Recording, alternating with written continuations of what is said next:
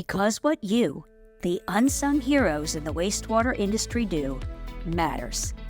Join me, Suzan Chin-Taylor, the DooDoo Diva, a longtime veteran of the wastewater, trenchless, and civil infrastructure industry each week as I deliver industry know-how from industry pros who know how.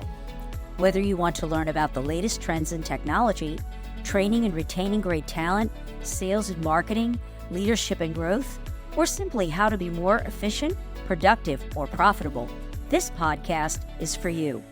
Let's dive in. Well, hello, everybody, and welcome to this week's episode of the DooDoo Divas Smells Like Money podcast. We are continuing our visit with Kwin Petersen of RH Borden, and he is the client success manager for Colorado and Northern California. For those of you who didn't tune into the last episode, we spoke about adoption of new technology and how to take a look at ways to assess technology to see if they actually truly make sense. But today we're going to be focusing on one really unique technology that this company has brought to the market that I personally got a little demo of it when I was recently at a trade show and thought it was so fascinating and so much fun to actually participate in the demo. But spoiler alert, not going to share you. He's going to take you for that. I just felt it was important to bring it onto the show. And with that, welcome back, Kwin. Well, thank you. Thank you very much. It's always a delight. So much fun to talk to you. Much fun because you're excited about it. And I'm so excited about it. So excited to bring this on because I think this is not just a technology, but is also a service, to not overwhelm someone because it is a kind of a complex technology. But this is one of those that I think can really be for many cities, maybe not all, getting back to our assessment, but can be for many entities a real game changer, an eye-opener, and a helpful technology. And so without stealing your thunder, Kwin, I'm just going to let you unveil this amazing product and service and take us through step by step of what it does. Okay. Well, thank you very much. Yeah, I'm excited to share this. This is I'm going to share my screen for just a moment, and let's look at a little bit about what's happening here. First of all, let me just give you all a quick overview of this company that I work with called RH Borden. This is us. We're a pretty small company. These are the states that we're currently active in, but the technology we're going to talk about today is one that we invented, and it is available. It's patent pending, so it's available across the United States. And we've developed, as you mentioned, service teams to take this technology out here. We're a company that really focuses on service because what we found is almost nobody has enough staff members to do what they need to do. I've been at the trade shows, you've been at the trade shows. All of your audience, I think, has been to trade shows where there's booth after booth of here's a tool, here's a tool, here's a tool. And I've seen public works directors walk up to a booth and say, oh, this is an amazing tool. And then they buy it and take it back to their superintendent and say, here's this amazing tool. And the superintendent looks at it and says, and who am I going to get to go do this? Yes. We have other things that got to get done. So that's one of the reasons we've been focusing on service. And what I'm going to talk about today with you is a service to provide manhole virtualizations. Okay. Now, what does that mean? What it means is every one of your manholes is in the ground, it's in a certain condition, and how do you find out what condition that is? Well, we're going to use technology to create what we call a digital twin of that manhole. Why do we do this? Well, let's talk about what it is that your audience, the system managers, the system operators, what is their responsibility? They're entrusted with taking care of a vital piece of public infrastructure, the wastewater collection system. And we were talking about this before we started recording about how the infrastructure, the wastewater infrastructure in this country is so bad. You've probably seen the analysis from the Society of Civil Engineers that gave it a D plus. Yes. It is this is the infrastructure that defines civilization. Transportation of wastewater makes cities possible, and civilization is cities. I mean, that's the root of the word, right? So our operators have been entrusted with this vital public infrastructure that has currently got a D plus rating. So it's in bad shape and not getting any better. And their job is to take care of this, improve it, keep it working. And so what we're doing with these digital twins that we're going to talk about here is we are managing our manholes. When you think about it, we know what's going on with our pipes. We've got a good schedule for that. We've got our camera work. We're getting in there on a certain cadence every 3 years, every 5 years, every 10 years. We're going in there with cameras. We're doing PACP analysis of all of those pipes. We got a good handle on the pipes, but the pipes are only half of our collection system. We've also got these big holes in the ground called manholes or access holes or whatever it is they're calling them in your state where you are.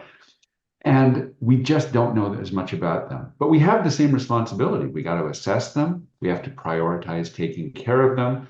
We got to rehabilitate them. We got to monitor how well they're holding up. And that's an endless cycle.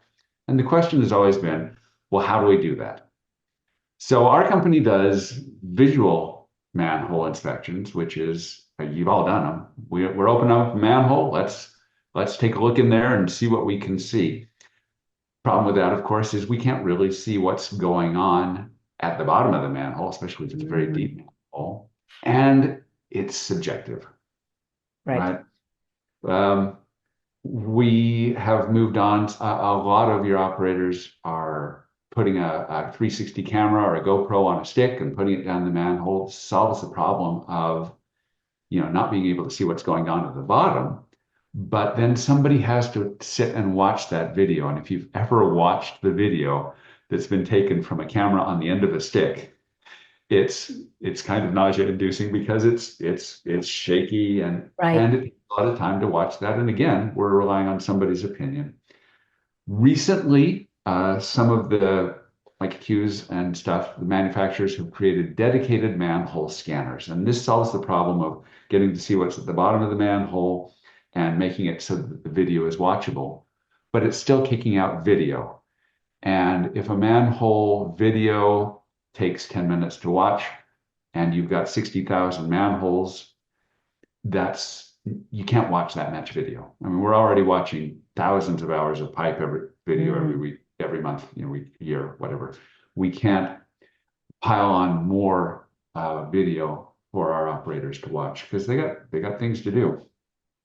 So we want something that quantifies degradation and that makes it so that we can manage these things in the time that we have.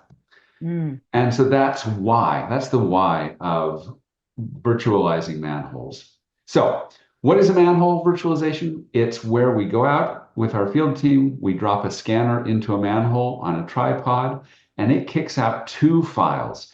Right now, for those of you who are listening and not looking at the video, we're seeing a digital twin, one of these models. It's a millimeter accurate model of the manhole that's in the ground.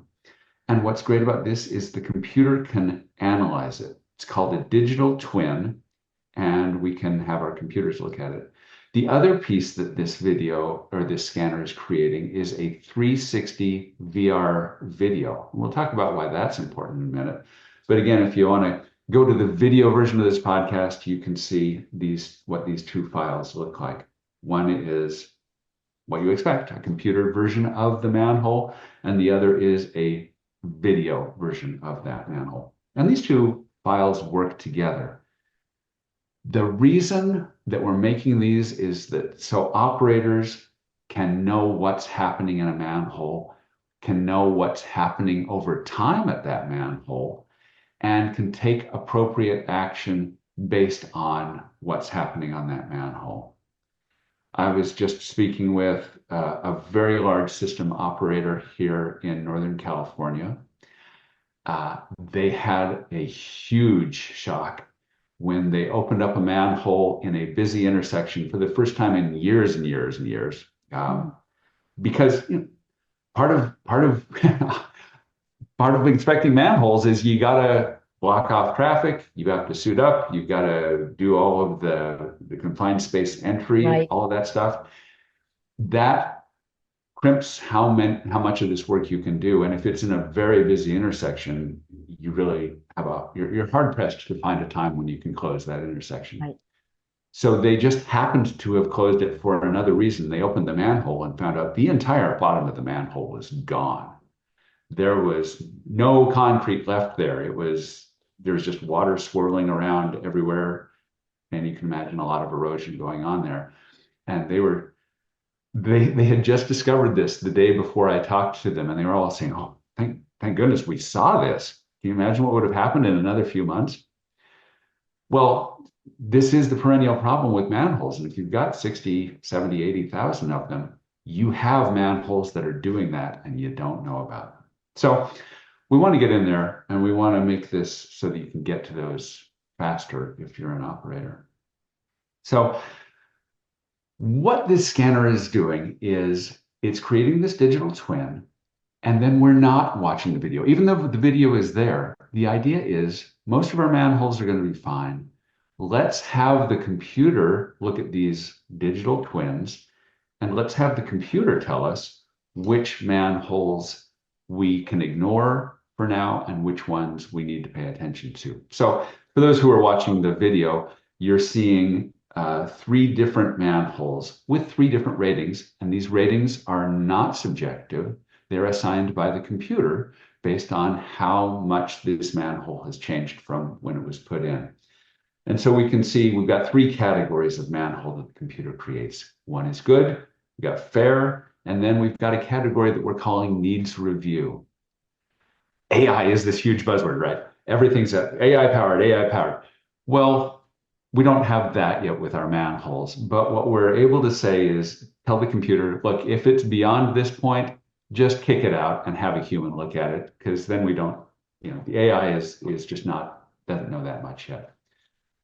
And so for those who are seeing this video, what we'll see is a heat map, which is showing the way that this manhole is different than it was when it was put in. There's color coding, reds and blues. Reds mean that we're seeing concrete loss. Blue means we're seeing buildup or some other deviation that's making that manhole narrower than it was when it was put in. What we do with this is we're able to do a couple of things. We're able to say, how bad is this manhole? We're able to assign it an objective score, which helps us prioritize that manhole. But then the other thing we're able to do with this is we can get these manholes that look terrible. And for those who are able to see this video, there are 2 pictures of the same manhole. The top picture shows a manhole where there's been a huge amount of degradation and concrete loss. The question that we have when we see a manhole like this is, how long has it looked like that? Because we can see manholes that look just terrible, but if they've been in the ground for 70 years, well, maybe that's okay. And that is what we see with most of the manholes that even look terrible. We'll pull up what a terrible looking manhole looks like. But what we're seeing here on this top video is we're seeing what it looked like 2 years ago, and then we're seeing what it looks like now. And every place that's green, it didn't change. Down the road, so that manhole that we were just looking at, we can see there's really not a lot of degradation happening here. Whereas down the street, there's a manhole where we can see in the last 2 years, there's a lot of color and transparency on this manhole. So we know that it has changed a lot in the last 2 years. So what is it that we're looking at here? You as an operator, you're used to going into a manhole. Maybe you're used to coming out of a manhole and maybe doing some scores with it. What we're doing with this video is we're taking you out of the manhole. Whenever I talk to operators and say, So, what's your first thought when you go into a manhole? Almost universally, the answer is, get me the hell out of this manhole. Oh, I'm sorry. Can I say that on the Sure you podcast? can. Okay. Get me out of here as soon. Don't let me stay in here any longer than I have to be, right? Right. But we do know that going into a manhole gives you a lot of information about that manhole. What we're trying to do with this technology is give you that information without having you go into the manhole. And one of the ways we do that is with this. So these are VR goggles. You can put them on and go into the manhole virtually. Since I can't put this all on you guys, we're gonna do, I'll show you what that video looks like when you're in the manhole. So, and while he's doing that, audience, I got a chance to sit on the chair and wear the VR goggles when they did this demo. And I swear it was like being on a Disney or Universal Studios thrill ride.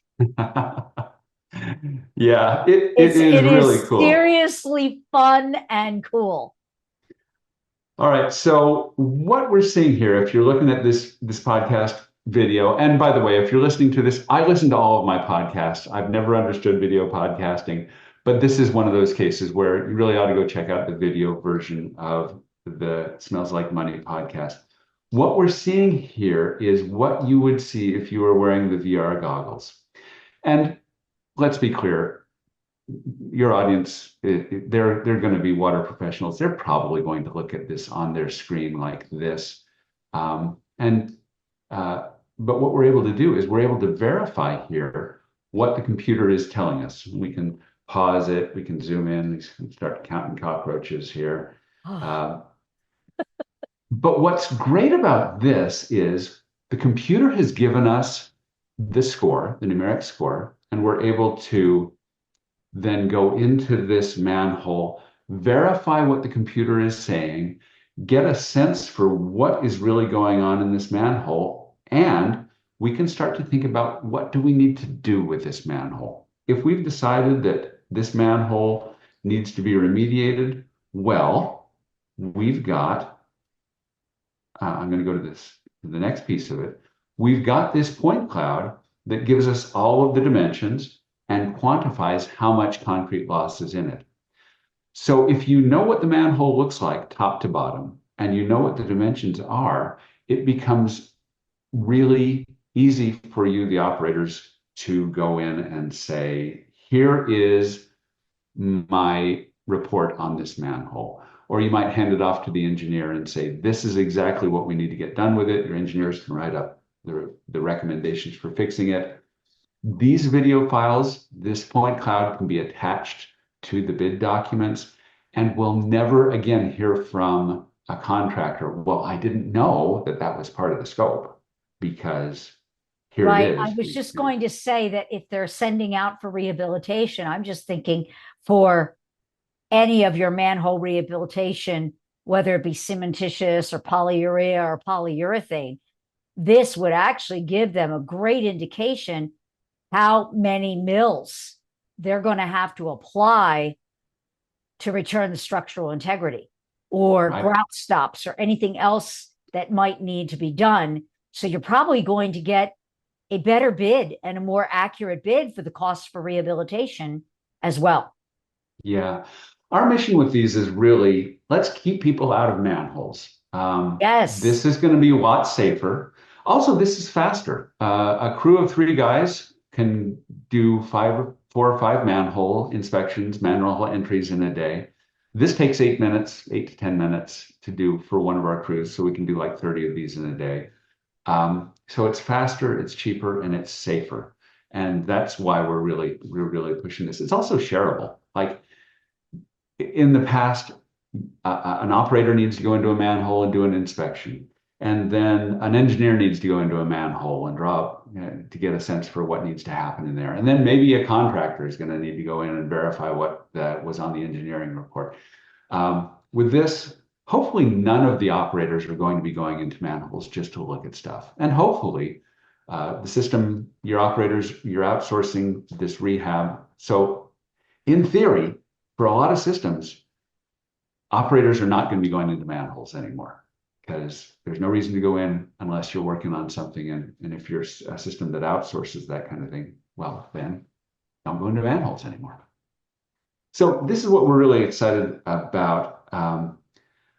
Keeping people out of manholes, keeping them safe, quantifying degradation. I mean, if you know that you have a manhole like this, but it's not getting any worse, then save the money of lining it and spend it on something else instead of going out and buying a manhole lining for a manhole that looks terrible, but actually isn't getting any worse.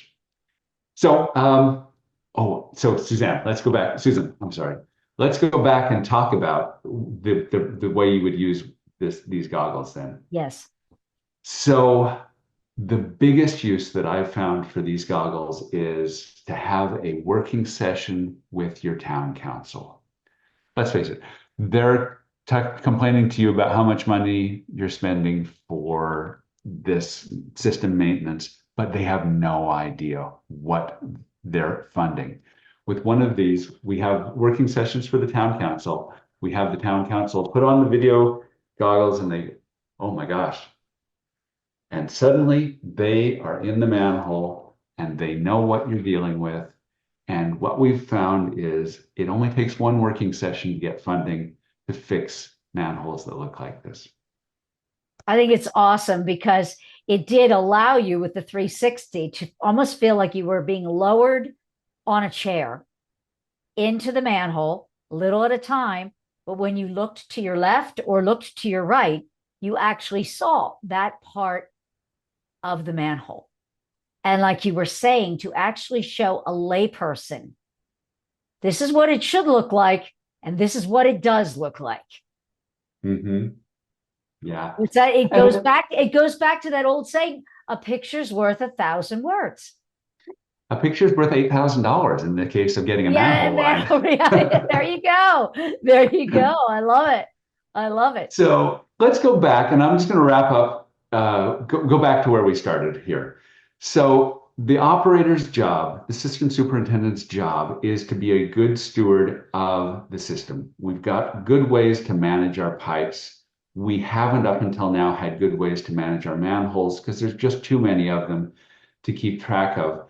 So this is how we use this tool to build an asset management program for our manholes, similar to what we have with our pipes. Your mileage will vary depending on how many manholes in your system, but this is an approach that we've used for a system with about 10,000 manholes. Again, we can't manage them if we don't know about them, and we can't manage them if we don't know their conditions. So what we would do with this system is we're going to scan 2,000 manholes the first year, and then we'll scan 2,000 manholes the second year. And then the third year, we come in, we're going to scan 2,000 manholes again. But some of the manholes we saw in year one are going to be in that needs review category, maybe 500 of them. And so in this plan, that third year, we're going to go back and rescan manholes that gave us pause the first 2 years that we were out there. And what we're looking for here, again, is we had these manholes that were concerning. Are they getting worse? And then we repeat that cycle up through year 6. And in 6 years, 10,000 manholes, we've established a baseline for every one of those manholes, and we can now put them on a regular rotation. So manholes that are not a problem, maybe we say we're going to look at these every 10 or 12 years.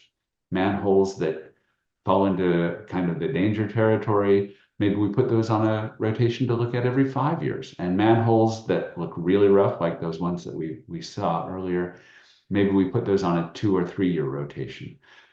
And that way, the system managers know this is the state of every one of my manholes. I am confident that there are no surprises waiting for me in any of these manholes.